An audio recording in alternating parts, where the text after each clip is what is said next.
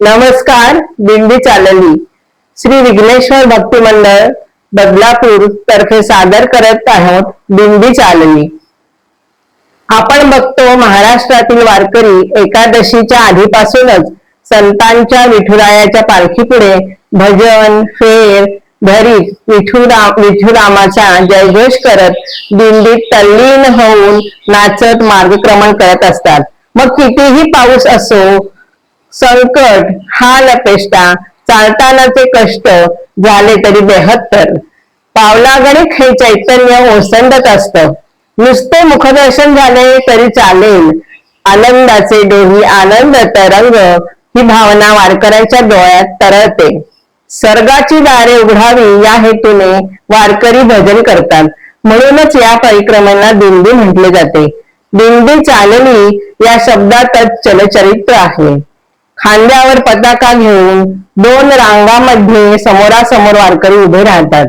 त्यामध्ये मृदुंग व वीणेसारखे वाद्य वाजवणारे तसेच टाळ वाजवत मुखाने भजन रामकृष्ण हरी म्हणत मागे पुढे पावले टाकणारे हे वारकरी.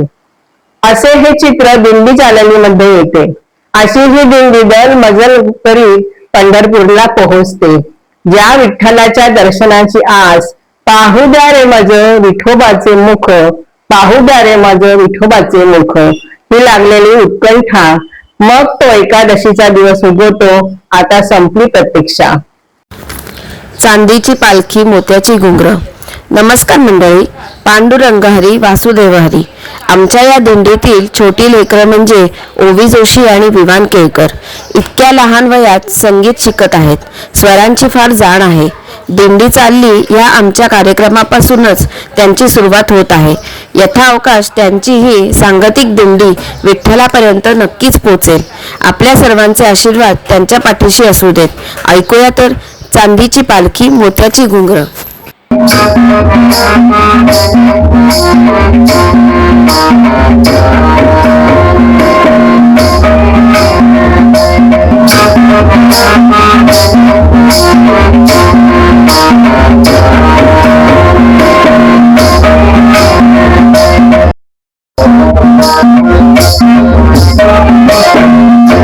चांदीची पालखी मोत्याची घुंगरा त्याला हो, चांदीची पालखी मोत्याची घुंगरा त्याला हो, ज्ञानेश्वर माऊली निघाली पंढरपुरा हो, ज्ञानेश्वर माऊली निघाली पंढरपुरा हो.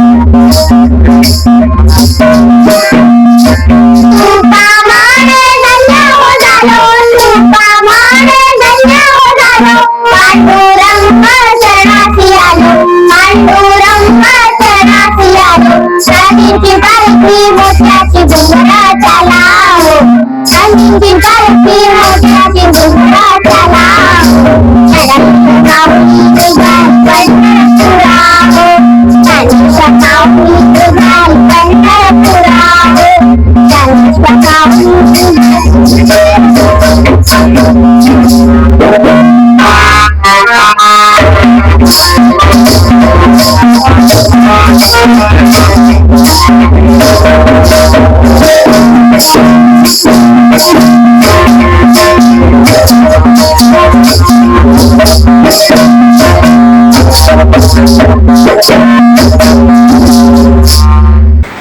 केशवदास त्यांची रचना भक्तीचा कास धरून स्वतःचा उद्धार करा हे सांगते. हरिनामाचा झेंडा रोविला याचा अर्थ जिथे हरिनामाचा प्रसार होतो तिथे धर्म, सदाचार, प्रेम, समता व मानवतेचा विजय होतो. भक्तीचा महिमा अगाध तसाच तो शब्दातीत आहे. सद्गुरूंच्या सानिध्यात याची प्रचिती येते. वारकरी दिंडीत भगवा झेंडा हातात घेऊन विठ्ठलाच्या नामाचा गजर करतात. हा भगवा झेंडा नसून तो एकता व उन्नतीचे प्रतीक आहे. संतांच्या मेळाव्यात जयघोष हरिनामाचा करून भक्तीचा झेंडा रोवला आहे. भक्तीची शेती या रूपकात आपले आयुष्य हे शेत, त्यात भक्तीचे बियाणं रुजवण्यासाठी आपलेच मनरूपी बैल सद्विचारांच्या नांगराला जोडून मन नियंत्रित केले आहे. आपले शरीर हे पंढरपूर व त्यातील आत्मा म्हणजे विठ्ठल. आपल्या चंचल मनाला कामाला जोडलं आहे. भक्तीचे पीक जोमाने येण्यासाठी कठोर परिश्रम, तपसाधना ही महत्वाची नाही का? तसंच सुंदर फळ भरतील, गुरु लाभेल आणि ज्ञानरूपी अमृत प्राशन केल्यावर प्रत्येक गोष्ट विठ्ठलमय दिसेल. भक्तीची दृष्टी बदलेल. या काव्याचे संत केशवदास हे मूळ हिंदी कवी. मध्य प्रदेशातला त्यांचा जन्म. संस्कृत पंडित, पण त्यांनी रचलेले हे काव्य सर्वांनाच अस्सल मराठमोळं वाटेल. या विठूचा गजर हरिनामाचा झेंडा रोविला ही ओळ वारकरी संप्रदायाची भक्ती आहे. त्यामुळे प्रत्येकाने हरिनामाचा झेंडा आपल्या अंतःकरणात रोवून प्रेम, सेवा आणि सदाचाराचा मार्ग स्वीकारावा. आता ऐकूया विठूचा गजर.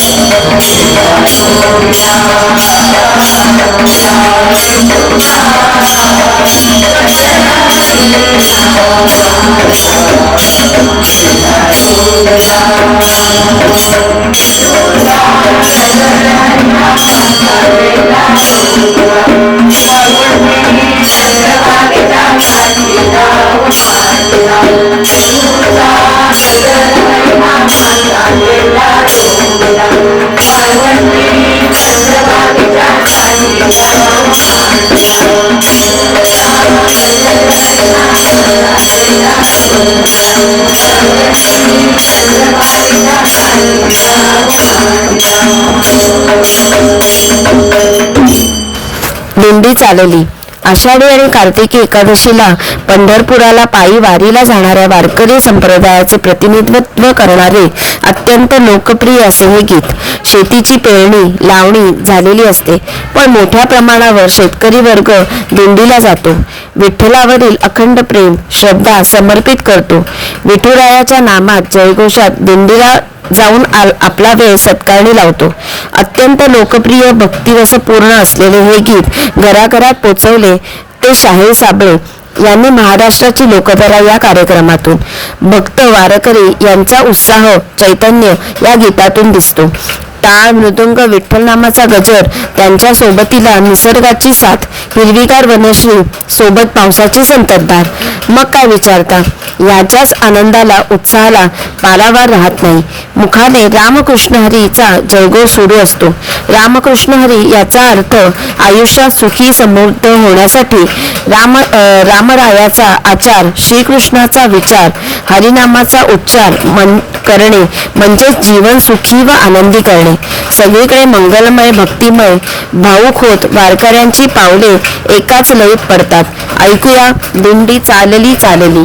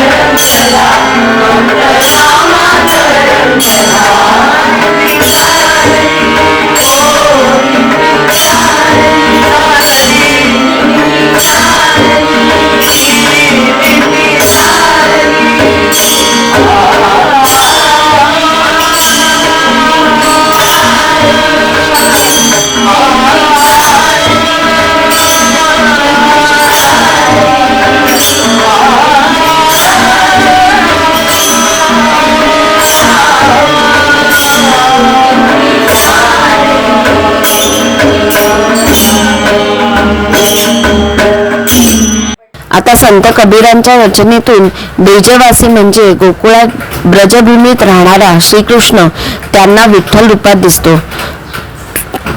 कमरेवर हात ठेवून 28 युगे म्हणजेच युगानुयुगे उभा असलेला विठ्ठल कबीरांना श्रीकृष्णाच्या रूपात दिसतो. म्हणजेच इथे परमात्म्याच्या 2 रूपांचं एकत्रीकरण आहे नाही का. मूर्तीचे रूप विठ्ठलाचे, ओळखलेला मात्र श्रीकृष्णाच्या. भक्तासाठी नाव आणि रूप बदलले. विष्णू कृष्णाच्या रूपात असलेला तो विठ्ठलच नाही का. जय जय रामकृष्ण हरी, जय जय रामकृष्ण हरी, जय जय रामकृष्ण हरी. ऐकूया का ठाडे बीट पर हात कटी पर.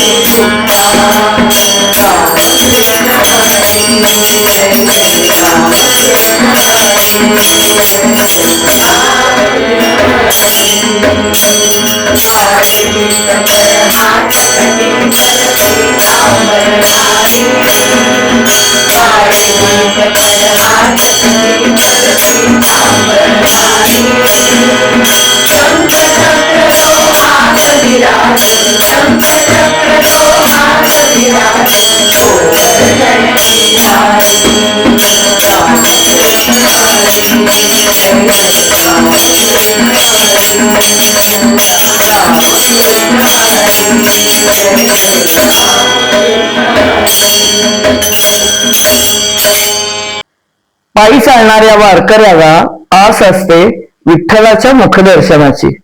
एकदा का चराचरात पांडुरंग दिसायला लागल्यावर कल्पनेचा साज मग तो पांडुरंगाला चढवतो.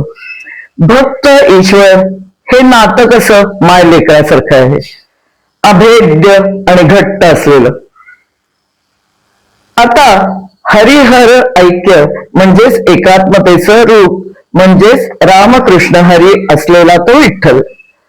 भक्तासाठी ईश्वर हा केवळ पूजनीय देव नसून जीवलग, सखा, माता, पिता आणि सर्वस्व आहे. तर ईश्वराला निस्वार्थ भक्ती भक्तामध्ये जेव्हा दिसते तेव्हा तो भक्तासाठी धावत येतो. मग तो शिखंडाच्या रूपात पाणी भरेल, जमिनीला जातवण्याला मदत करेल. अनेक उदाहरणं आपल्याला माहिती आहेत. प्रत्येक संतांच्या काळामध्ये त्यांना संतपद मिळालं होतं का? तर नाही. माणसांना षड्रिपू हे साधनेमधला सर्वात मोठा अडथळा आहे, पण त्यांनी या 6 रिपूंचा त्याग केला. त्याच्याच आधारे तपसाधना केली. सर्वसामान्यांसारखे ते नव्हते, तरी सुद्धा ते तुमच्या आमच्यातच वावरले. पण त्यांच्या आचार, विचार आणि वर्तनामध्ये आपल्याला ईश्वरी गुण जाणवतात. संत हे आपल्याला ईश्वर स्वरूप आहेत. आपल्यासाठी देव हे आईच्या रूपात आहेत. म्हणून आपण म्हणतो ज्ञानेश्वर माऊली, विठोबा माऊली, ही सगळी जी उदाहरणं आहेत आपल्या समोर ती आईच्या रूपात असलेला परमेश्वर आहे. पांडुरंग हा नखशिखांत अलंकाराने सुशोभित आहे अशी या अभंगामध्ये कल्पना केलेली आहे. पैंजणांपासून ते मुकुटापर्यंत हे अलंकार देवाने परिधान केलेले आहेत. यामध्ये सर्व संतांचा समावेश आहे. यांच्यामध्ये जातीभेद, लिंगभेद, उच्च-नीच, लहान मोठेपणा कोणतेच भेद नाहीत, तर सर्वत्र समानता. अशा या संतरूपी आभूषणांचा साज विठ्ठलाला चढवला जातो. मग पांडुरंग कांती दिव्य तेज झळकती. आता नेत्र पाझरतात. आता भक्ताच्या नेत्रातून अश्रूंच्या सरीवर सरी बरसतात. हेच दिव्य दर्शन आपल्याला या अभंगातून होतं.